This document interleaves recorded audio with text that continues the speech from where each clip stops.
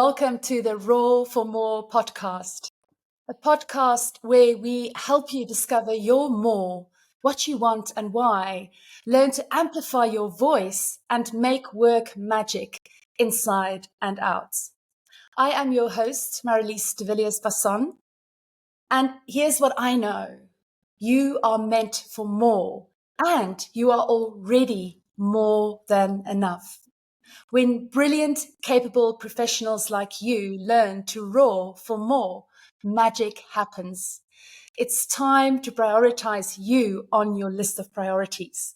Your well-being is not negotiable, and we'll show you how to transform work from something you survive into something that makes you come alive.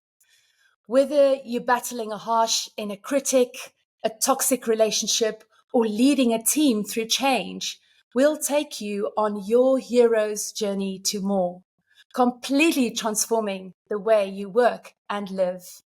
Your authentic voice is the foundation that makes meaningful work possible.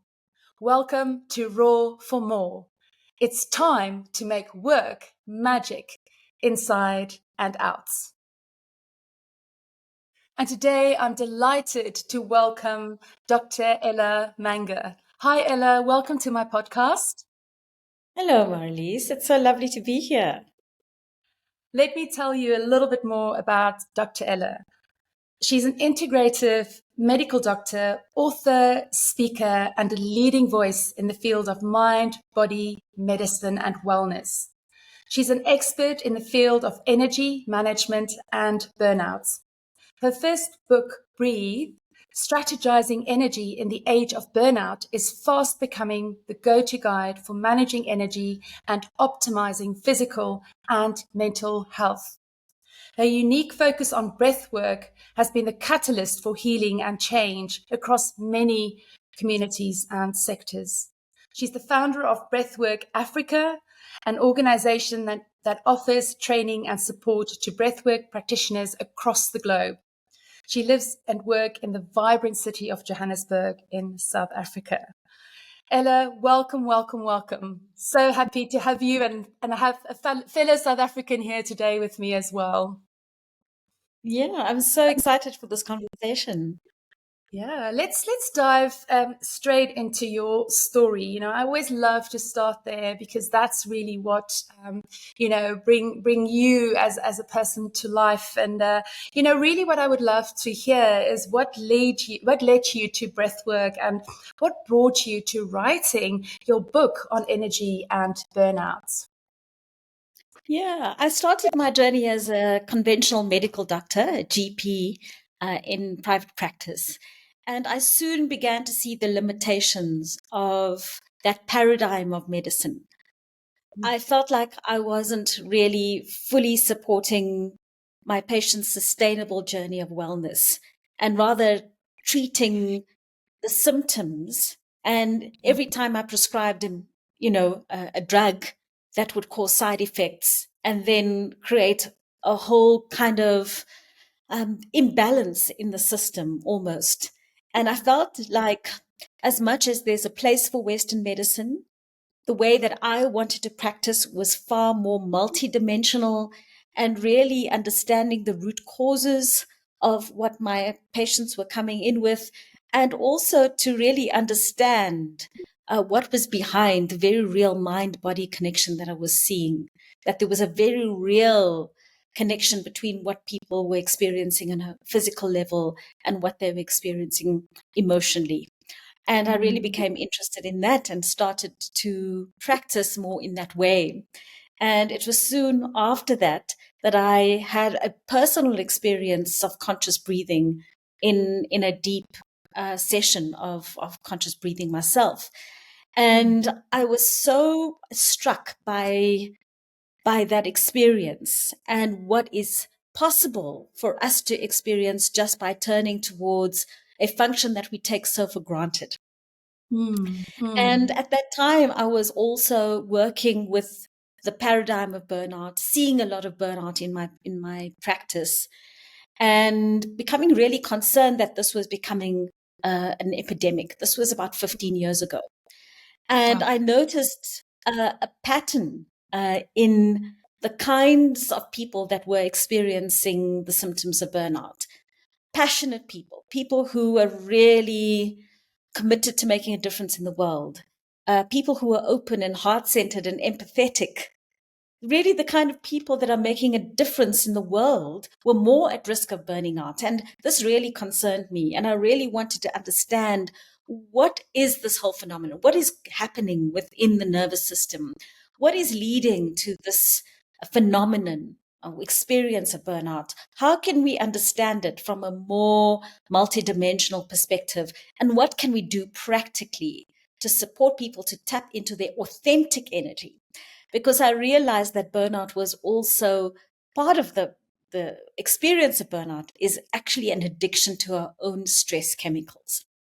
And Mm. so while I was exploring this concept of burnout and working with people with burnout, I had this personal experience and became so fascinated by what was possible to understand more deeply about breathwork and how I could bring this into my practice as a very Mm. simple and tangible way for people to connect with their bodies, with their feelings and emotions, and relate to it in a different way that was far more than just therapy, or um, in a cognitive way, in a, far more than just talk therapy, as much as that has a place.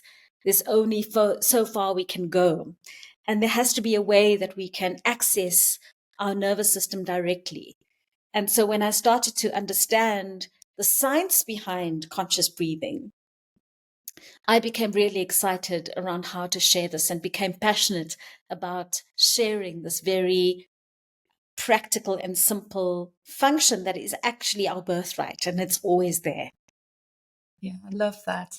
I love the conscious, connected breathing, and I don't necessarily know if there are words that you can put to describing what that feels like, but I think you've just sort of beautifully kind of grounded us in that, the power of the body, and the birthright. Like if we don't breathe, we're not alive. So the whole birthright for breath and the power that we carry as our own healers, the tremendous power we have as our own healers. Absolutely. So, Yeah. so I mean, really, you've described, and I've heard you describe your own personal burnout experience, and I know this is many many years ago, but I would love for you to share that, because I think it's such a powerful story, with you with the, stethoscope, and I think it was at the age of 23, and listening to your patients' heartbeats. Yeah. I think I experienced burnout twice in my life. And the first was when I was a very young intern at the age of 23. And, as I described in my book, placing my stethoscope on my patient's chest and asking them to take a deep breath, and not realizing that actually, in asking them to take a deep breath, I was already supporting a journey of healing. I wish I had known that then, Yeah. because it took me a very long time to figure out or to realize that I was in that process of training, disconnecting from my own humanity, ironically, because I was Mm. sleep deprived, doing 36-hour shifts. I was exhausted. I was, yeah, I was a young doctor, not really being supported. And this is the way the system worked, not being supported in my own processing of what I was seeing and dealing with every single day. Became desensitized to my patient's suffering, became desensitized to the very profound process of dying, and became complicit in a system that was dehumanized. Mm. And I think that we unconsciously perpetuate these systems. And so, I had a dream of going and specializing, but I did not have any capacity for that. I was burnt out. I needed to get out. And so I took the opportunity to run a friend's GP practice as a locum. And then I loved it and I went on to buy the practice. And initially it was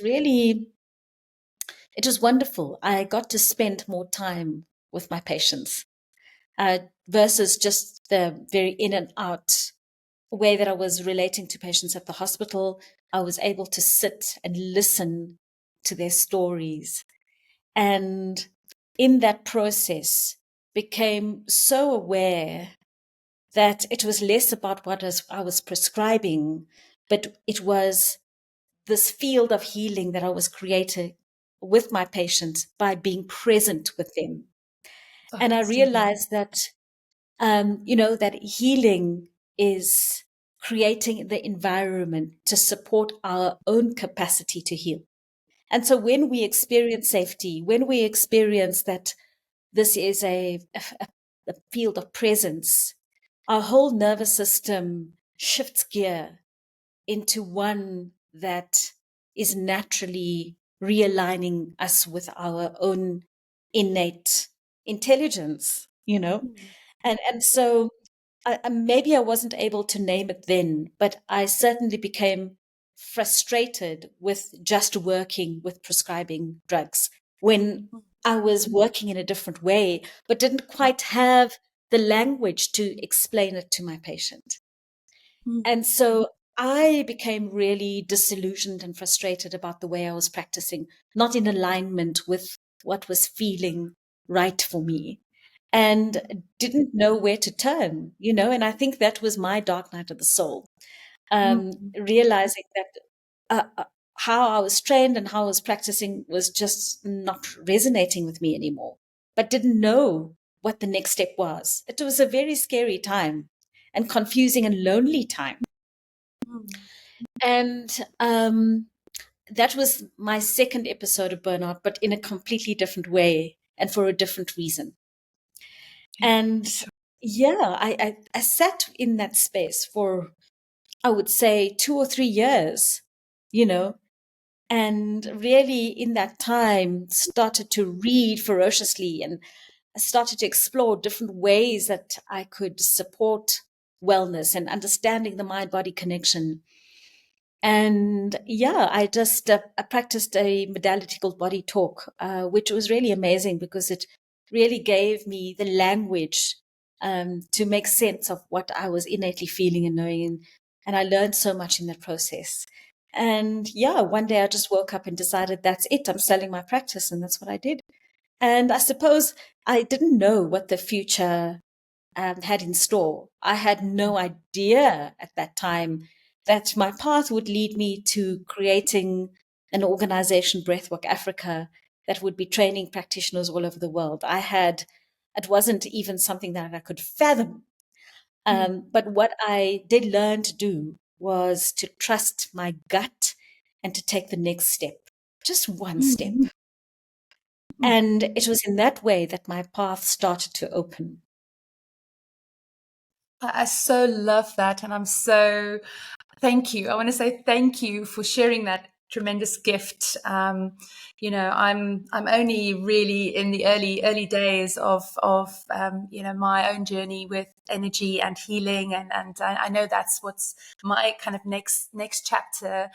And the breath in the last year and a half for me has been so significant. I've been fortunate to meet a wonderful woman who I've been training with, a personal trainer, and someone who's very, very, like she's obsessed about the breathing. And every time I do an exercise, it's about connecting it with the breath and connecting it. And to the point where it's actually so hard. Something that's so supposed to be so natural is so hard. So that conscious breathing, and when you start doing that, it actually initially feels quite unnatural. Would you agree with that? Yeah. Yeah, I mean, I think firstly is to maybe explore what do we mean by breath work, and Yeah. why do we feel, why is it challenging? Okay, so we think Yes. it should be natural and easy, and yes, it is natural, and it should feel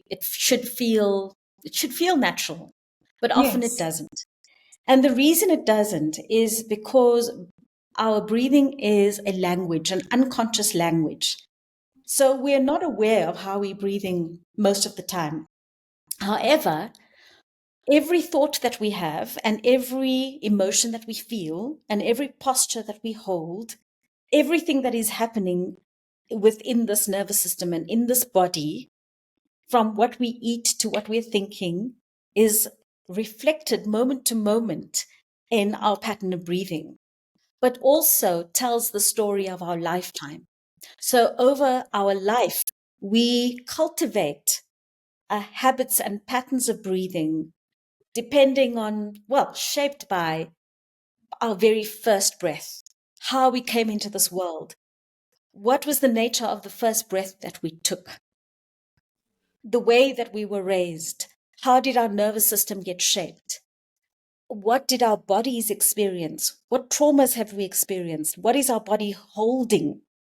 And so the whole story of our life is imprinted in our default breathing habit or our unique fingerprint of breath. So as we have our own unique fingerprint, we all have a unique breath signature that has been influenced by everything we have experienced in our life. And so what happens is that the way that we breathe then in turn informs how we feel. So if we have cultivated a pattern of breathing that is quite kind of high up in the chest and engages the neck and shoulder muscles and there's a lot of tension, then unconsciously we are telling our body that we are in a mode of stress, we are under threat, even if we are not feeling that or we're not actually experiencing that. Breath being a bidirectional language is giving that information to our nervous system that we're still under threat. And so this is why we get into these habits and patterns of stress that we can't break out of. And that's why talk therapy only has, we can only go so far. We have to return to understanding our bodies differently. And so conscious breathing is bringing our attention to that which is unconscious. And we are starting to build up a repertoire of skills and practices that enable us, firstly, just to listen more deeply. Because when we are in a state of stress and burnout, then what happens is that we disconnect from what our bodies are communicating to us. We have these little interoceptors that is constantly sending information to the brain, and we become desensitized to that over time. So we override what our bodies are telling us. We override our need to go to the bathroom. We override our thirst. We override our need to rest. Right? And so when we turn to our breath and simply watch it, just by watching it, already these little interoceptors start to come online. And we're building our capacity for what I call inner sight, you know? And so inner sight is the first pillar of resilience, coming alive to what the body is communicating again. And then we have ways of breathing that can energize the system. You know, when we want to get up onto stage and we want to give a presentation on stage, or we need to present at a meeting, our bodies are flooded with adrenaline, but we want to be sharp. We want to be confident. There's a way of breathing that will really enhance our personal presence and ride the waves of adrenaline. And then there are ways of breathing that can completely calm the system. That after a long day, when we're feeling wired, but we're feeling tired, we can breathe in a way that is going to just decompress our nervous system and enable us to have a deep sleep.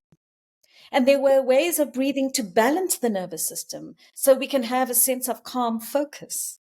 There are ways of breathing that will power my voice, that will modulate my voice so that it's not just monotone, that my breath is coming from the depth of my body. And there's a way of breathing softly and quietly that will enable me to listen more deeply, to be more present with where I am. There's a way of breathing that will tell me what the state of my nervous system is and what my body needs. And then there are ways of breathing that will support an expanded state of consciousness that will enable me to tap into what is residing in the subconscious and what is ready to be transformed. And so we have this entire language that we can use creatively that can support the creation of these neural pathways that are most in alignment with the essence of who we are.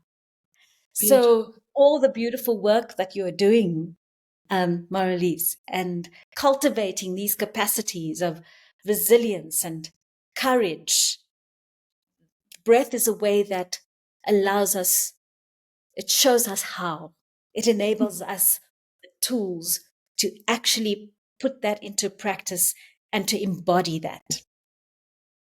So beautiful. And I keep thinking, oh, tell me how, tell me how, tell me how, because I think it's what you do. And I cannot wait to discover more. I'm just thinking, oh, is there maybe a little quick breathing exercise we can do? I have just a basic little box breath, and so first of all, help me understand what is the purpose of the box breath, for example, because I do it, but I don't necessarily know, is it for balance? Is it for stress release? Yeah. What is the purpose of the box breath? That's a very good question. So the box breath, I like to call it the square breath because I don't like Yes. to be put in boxes. Yeah. Yes. Very good. Very good. Love it. Yeah. So, yeah, the box breath or the square breath is a balancing practice. So it does support a feeling of calm focus. So it doesn't make you too relaxed. So you can still show up, but not in an adrenalized way, in a really calm, present way. And essentially, it works with 4 parts of the breath: the inhalation, the pause after the inhale, the exhalation, and the pause after the exhale. So 4 parts. And often it's taught around, that each part needs to be 4 counts. I prefer just to guide people to feel into what feels comfortable for them because we all have different bodies. And so if we're straining to breathe on a particular count, that may not feel what's right for our body. So the idea that each part is equal, but it doesn't have to be precise, right? So when we inhale, it's through the nose. And what that does when we breathe through the nose, it enables the diaphragm to expand. And so we feel like we are breathing in from the inside and we're expanding and we're opening up our lungs. So we're using the diaphragm. So we keep the neck nice and soft. And so just imagine that on the inhale, you are breathing in from the inside and the rib cage is expanding from side to side, right? And that inhalation is supporting the diaphragm to open and we're expanding our lung capacity. Okay, so we're sending breath to the bottom of our lungs where we have the most dense concentration of air sacs or alveoli. That's where we want the breath to go, right? So imagine like you're almost breathing into your back. Yes. Can feel that. So that's the inhalation. The pause after the inhalation gives us time to absorb the oxygen, gives the blood vessels an opportunity to soak up the oxygen from the air sacs, gives that process more time. So we're just suspending the breath at the top of the inhale. So not holding with tension, we're just suspending it, keeping it nice and open. Often people tend to kind of grip the pause, and we want it to be nice and relaxed and open. And the exhalation is through the nose, and the exhalation is the relaxation, the opportunity for the rest and digest mode to kick in. And we're using the exhale to soften out the back of the neck and the shoulders. And the pause after the exhalation allows oxygen to be sucked up into the cells. Okay, so there's a whole science around carbon dioxide and oxygen, which we won't get into now. But essentially, because we'll go into a whole science lecture. Yeah. So that pause after the exhale is really, it can be the most challenging part of the cycle because it can be scary to have no breath and it feels like, oh, we need to breathe and need to breathe.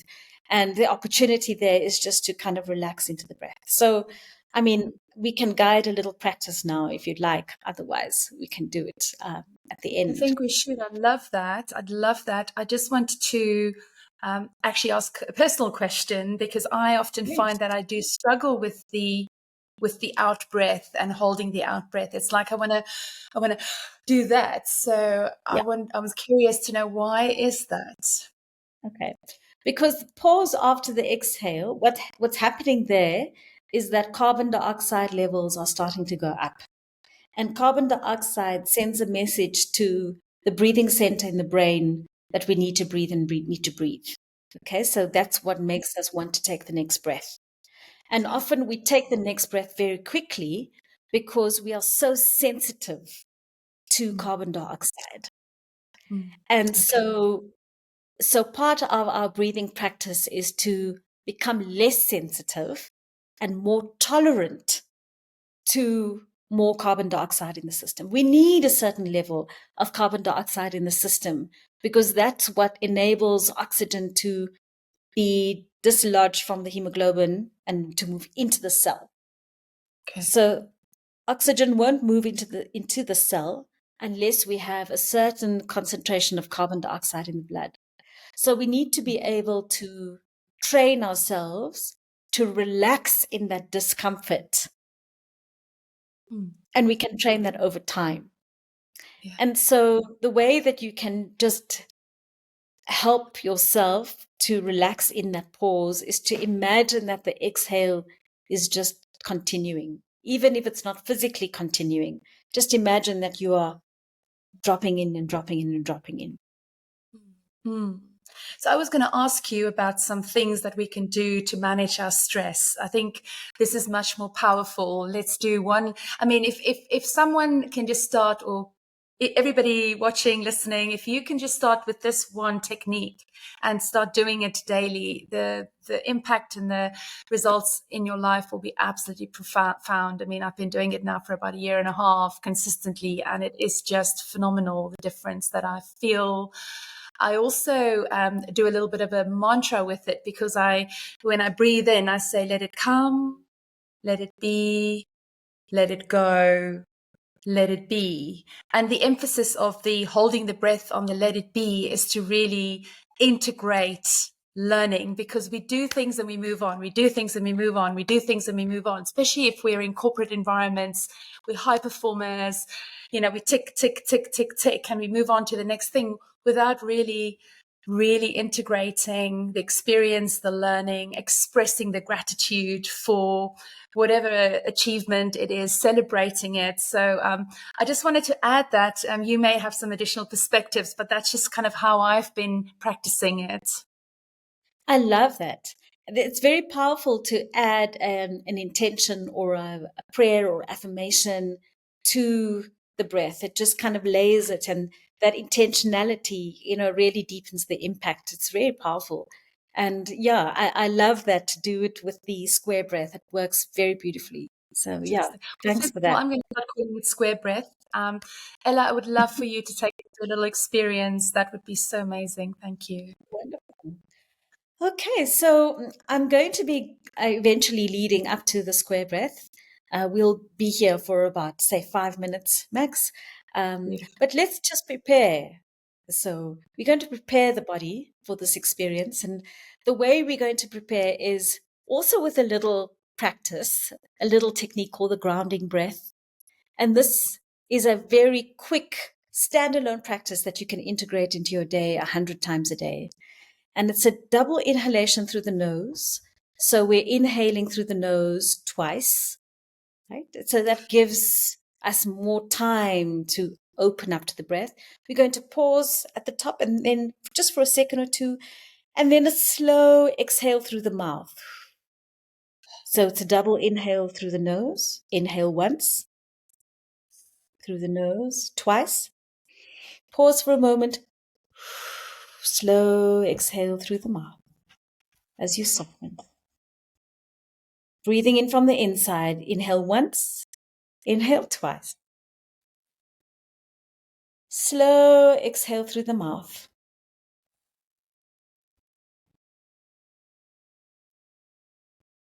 Now take a moment just to adjust to a posture of presence. And if your feet are crossed, the invitation is to simply uncross your legs and place both feet on the ground. And to really receive the support of the ground beneath your feet. To take a moment to receive the support of the chair underneath you and feel your sit bones rooting into the chair. And just lean back so you are receiving the support of the chair behind you. On the next inhalation, imagine that the spine is elongating from the tip of the tailbone all the way to the top of the head. And on the next exhale, feel like the breath is washing across the neck and the shoulders, keeping the neck and the shoulders soft. And for now, not needing to breathe in any particular way, simply coming alive to the experience of being breathed. Noticing the inhale and exhale, being with the breath fully, completely.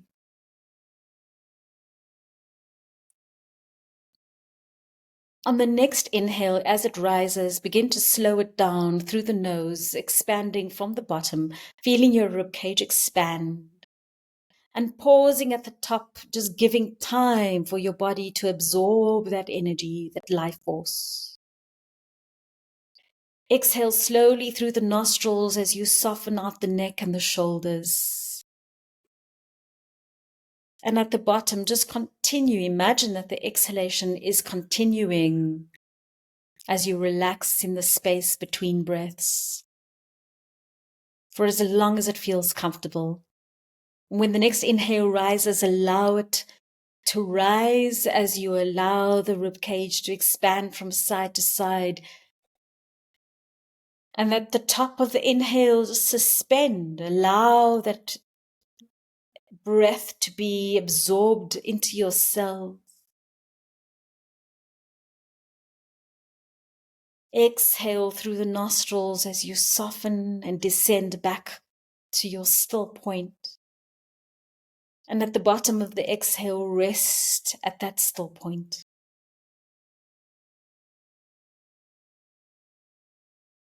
And in your own time, invite the next inhale to rise from within you. Pause and suspend the breath, enjoying that expanded feeling until you feel ready to release the exhale. Drop in and rest after the pause, or in that pause, in that still point. Relax even more. And to do a few more cycles in your own time, being with each part of the breath, knowing that as you breathe, you are waking up, activating your own medicine, creating the environment for healing, building resilience, true resilience.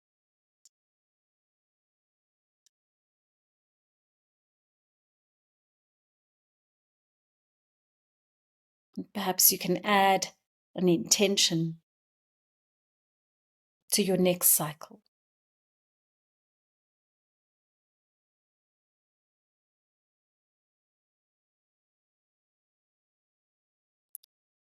And when that feels complete, allow yourself to return to a natural breath cycle and take a moment just to feel, to sense in, to notice what you are experiencing.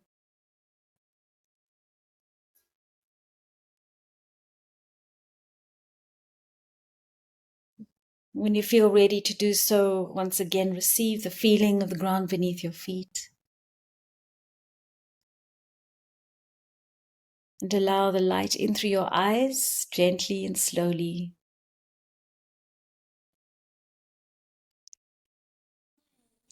That was beautiful. Thank you. Thank you so much. It's, I just kept thinking, doing this beautiful work and starting from a traditional medical doctor space. And, I think I wonder if people look at this type of work and they sort of feel like, I'll just pop an ibuprofen, and it's like, you can't just have one meditation session. You can't just have one breathing session. This is a practice that you've got to do for life. And I just want to sort of presence that with people because it's so important that, and again, we have to find something that works for us, like not Ella's practice, not Marilise's practice, but what works for you. And that's the discovery, that's the unique journey that we want everybody to explore. It's such an adventure. Yes. And I think it's that opportunity, the mind, the body, the spirit connection. So, Ella, I just want you to kind of ground us back into that sort of beautiful. You've spoken so beautifully about the body and the mind and the spirit and integrating the three. So, can you just give us a little kind of like summary of really what that means and the significance of breath in that connection? Mm. Well, I've come to see that actually body, mind, and spirit are not separate ideas or entities at all. They're all part of our innate wholeness and they're aspects of who we are. And Mm. the breath is a language that connects all the parts of who we are, our feelings, our thoughts, our emotions. And we cultivate these patterns over time. And some of these patterns no longer serve our innate state of wholeness. And yet the body is designed in such a way for us to shape new neural pathways. It's designed in a way for us to breathe consciously so that we are able to shape these pathways that enable our essence to be expressed in the most beautiful and powerful way. And that's what really excites me in understanding and deepening this world of conscious breathing. It enables us to shift our relationship with our bodies to one that returns our sense of agency. And when we understand the science and we understand the brain and we understand the diaphragm and how it is designed for us to breathe consciously, then we can't not. We can't not reclaim this birthright. And we can't not make this a fundamental part of our life. And every doctor's curriculum. Every doctor's curriculum, every healthcare practitioner's curriculum, every teacher's curriculum, Yes, yes, and if this yes. becomes something that is already there as a way for young children to relate to their bodies differently and their feelings and emotions differently, I believe that there's hope for our Yes, world. absolutely hope. And that brings me to a term. It's new humanity. I really Yes. would just love to say a little bit more about that. And Yeah. yeah, Thank please. So, humanity is born from two words. It's a coined term born from two words, pneuma.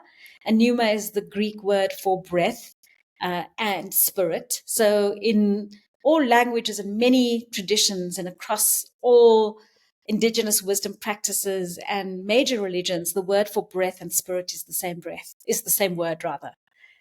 So, pneuma is really celebrating the spirit of breath and Yeah. humanity, the word humanity. And so, humanity speaks to a breath informed and breath inspired humanity. Oh, And it's really thanks. our philosophy at Breathwork Africa. It is, Amazing. it's, there's seven threads of humanity that informs our approach to breathwork, our approach to healing and life. Beautiful. So beautiful. And so if people would love to find out more about humanity and the breathwork principles and potentially becoming a breathwork practitioner, Yeah. I'm definitely exploring that myself. Who can they contact? How can they reach you? Yes. So the best way is to go to our website, breathworkafrica.co.za. Breathwork Africa, all one word. Yeah. And all Beautiful. the information of our courses and the 7 threads, it's all there. And of course, also your books. I have your books, but I've forgot them downstairs, and I was going to show copies of them. You don't have copies handy, do you? So this is my first Awesome. book, Breathe, Yeah, Strategizing Energy in the Age of Burnout. And then this is specifically around energy management. And then my latest book, I'm just going to grab it from the shelf, just show beautiful. you. Please do show it. Umoya is the word for breath and spirit. It's a Zulu word meaning breath and spirit. Beautiful. And that's really to explore the science and the wonder of conscious breathing. So anyone who's interested in understanding what this world of breathwork is and how to apply it in their lives, this will really give you a good sense. Wonderful. I'm so grateful because my mother actually introduced me to Ela. Earlier this year, she did a breathwork session with Ela in Stanford, which is a very small little village in the Overberg, beautiful, beautiful part of the world. And she actually gifted me your book, the second one, Umoya. Umoya. Sorry, Umoya. I struggle with the pronunciation, but yeah, so that's how I met you, and I'm so grateful. Thank you, Mum. But yeah, really, really, really love everything that you do. Love that you're sharing your gifts. So grateful. This is beautiful work, and it reminded me that you mentioned earlier that you had no idea when you sold your practice, and you had no idea what was in store, and all you did was take that next step with a deep knowing and a trusting of your guts. And I think that probably is my inspiration today, because I think often when we do follow a new path in a new way, it can be very scary, it can feel very, very uncertain, and it's really just about trusting that there is a bigger energy, there is a bigger purpose, and trusting in your innate power as well, to do and be and have and give anything that you want to do and be and have and give. So thank you so much, Ela, for joining me today. Thank you so much, Marilise. It was so Any wonderful to talk. final inspirational thoughts that you would love to leave us with?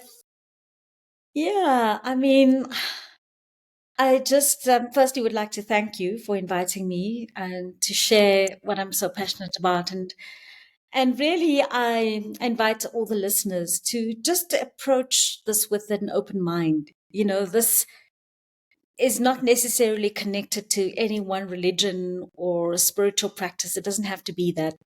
This is just really a way to relate to this incredible experience of being human differently in a way that is empowering and in a way that invites courage and curiosity and wonder. So just enjoy the journey and approach it with a childlike wonder and curiosity. Beautiful. I love that. Thank you. And I love that you've mentioned that, because I think often, especially when we work in these very corporate settings, these sorts of things are dismissed as woo woo. And Yeah. so I'm often being kind of like called out in the corporate spaces of being woohoo, but I refuse to stop being woohoo. So because, as you say, it's all backed up by science. That's the irony in all of this. But open mind, people, keep an open mind. Thank you for joining us today. Thank you for listening. If you love this podcast, you know what to do. Please subscribe so that you're always notified of the next one.